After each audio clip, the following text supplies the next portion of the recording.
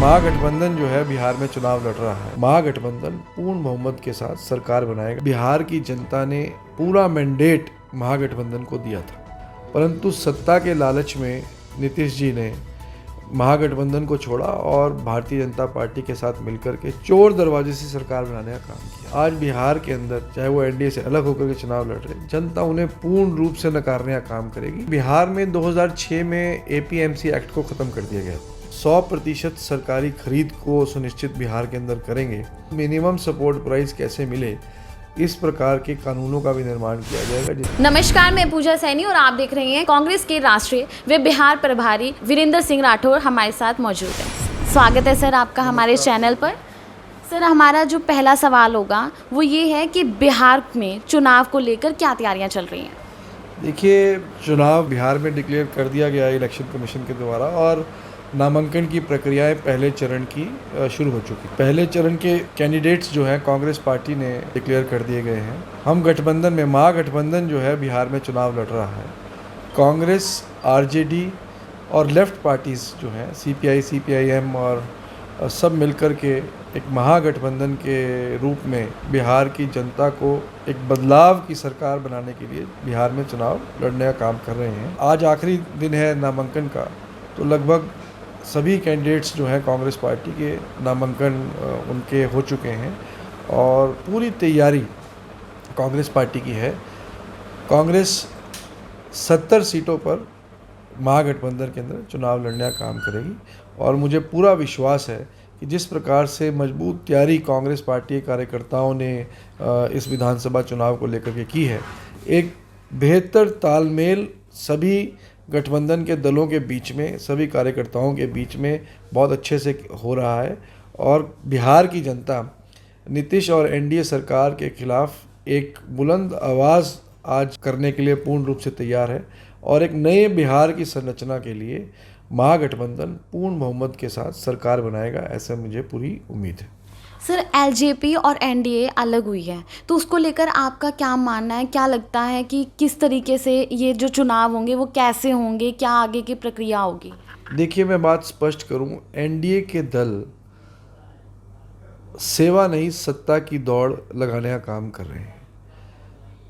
पिछले विधानसभा चुनाव में भी नीतीश जी और हम सब लोग मिलकर के चुनाव लड़े थे और बिहार की जनता ने पूरा मैंडेट महागठबंधन को दिया था, एक तरफा मैंडेट, परंतु सत्ता के लालच में नीतीश जी ने महागठबंधन को छोड़ा और भारतीय जनता पार्टी के साथ मिलकर के चोर दरवाजे से सरकार बनाने का काम किया।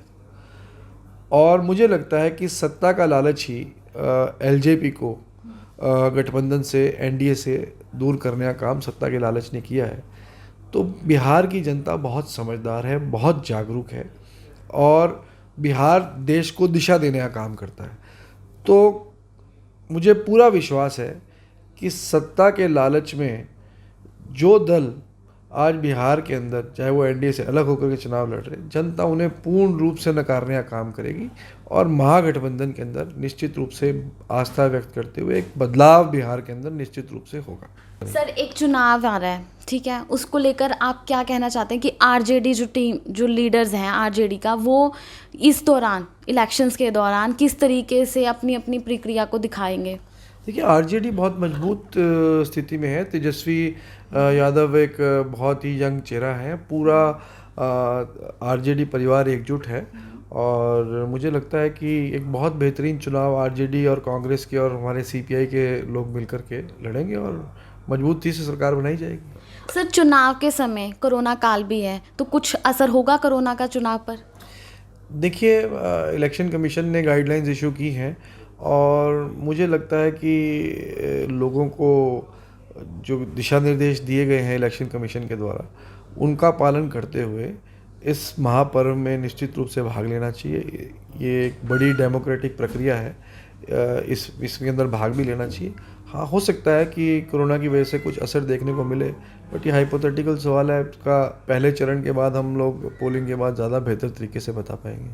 सर हर साल कहीं ना कहीं देखने को मिलता है कि किसान आंदोलन करने पर उतर जाता है। अगर इस बार कांग्रेस आती है तो क्या कुछ नई चीज़ें उनके लिए की जाएंगी, क्या फैसिलिटीज़ आएंगी उनके लिए, क्या जो जिस चीज़ के लिए वो जो डिमांड्स पूरी अपनी मांगते हैं, क्या उनकी डिमांड्स पूरी की जाएंगी? देखिए, बिहार में 2006 में APMC एक्ट को ख़त्म कर दिया गया था।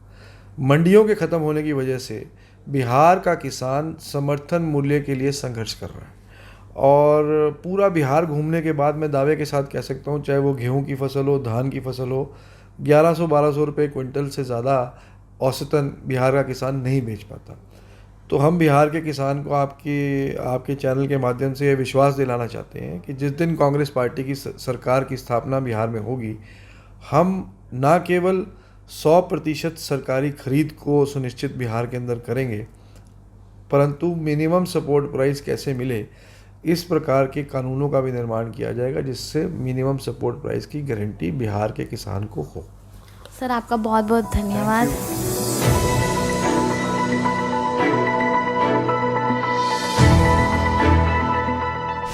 देखना अब ये होगा कि बिहार विधानसभा चुनाव में किसके सर पर ताज सजेगा। बने रहिए हमारे साथ, तब तक के लिए मुझे दीजिएगा इजाज़त। नमस्कार।